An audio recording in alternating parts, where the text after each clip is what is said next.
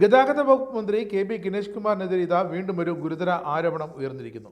ഗണേഷ് കുമാറിനെ കാണാൻ പാടില്ലാത്ത സാഹചര്യത്തിൽ കണ്ടുവെന്നും അതിൻ്റെ എല്ലാം ഫോട്ടോകളടക്കം എടുത്ത ഭാര്യയെ ഗണേഷിൻ്റെ സന്തത സഹചാരികൾ തടഞ്ഞു വെച്ച് ആക്രമിച്ച് മൊബൈൽ ഫോൺ കൈക്കലാക്കാൻ ശ്രമിച്ചു എന്നുമാണ് പരാതി.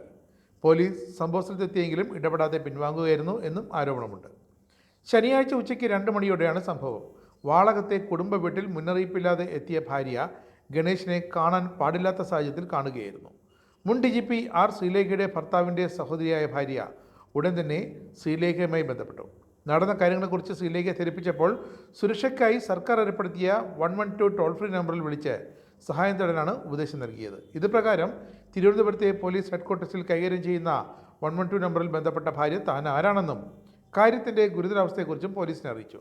താമസിയാതെ സ്ഥലത്തെത്തിയ പോലീസ് പക്ഷേ വീട്ടിലുള്ളത് മന്ത്രി ഗണേഷ് കുമാറാണെന്ന് അറിഞ്ഞതോടെ സംഭവത്തിൽ ഇടപെടാതെ പിൻവാങ്ങുകയായിരുന്നു. വീട്ടിൽ തിരിച്ചു കയറിയവർ വീണ്ടും ഫോട്ടോകളെടുത്തു.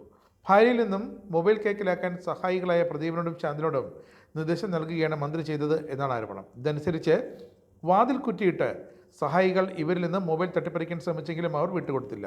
ഇതിനിടയിൽ പോലീസിൻ്റെ സഹായത്തിനായി ഉച്ചത്തിൽ കരഞ്ഞപേക്ഷിച്ചു. പിടിവലികൾക്കിടയിൽ വാതിൽ തുറന്ന് പുറത്തിറങ്ങിയ ഭാര്യ പുറത്ത് പോലീസ് സംഘത്തെ കാണാതിരുന്നതിനാൽ താൻ വന്ന ടാക്സി കാറിൽ തിരിച്ചു പോവുകയായിരുന്നു. ഗണേഷ് കുമാറിൻ്റെ ഭാര്യയുമായി മാധ്യമപ്രവർത്തകർ പിന്നീട് ബന്ധപ്പെട്ടപ്പോൾ വാർത്ത നിഷേധിക്കാനോ സ്ഥിരീകരിക്കാനോ അവർ തയ്യാറായില്ല. മുൻ DGP ആർ ശ്രീലേഖയുമായി ബന്ധപ്പെട്ട ഇതെല്ലാം അവർ സ്ഥിരീകരിച്ചു. ശനിയാഴ്ച ഉച്ചയ്ക്ക് 2 മണിയോടെ മന്ത്രി ഗണേഷ് കുമാറിൻ്റെ ഭാര്യയെ വിളിച്ചതായും കാര്യങ്ങൾ കേട്ടപ്പോൾ ഉടൻ തന്നെ 112 നമ്പറിൽ വിളിക്കാൻ താൻ പറഞ്ഞെന്നും ശ്രീലേഖ മാധ്യമപ്രവർത്തകരോട് പറഞ്ഞു.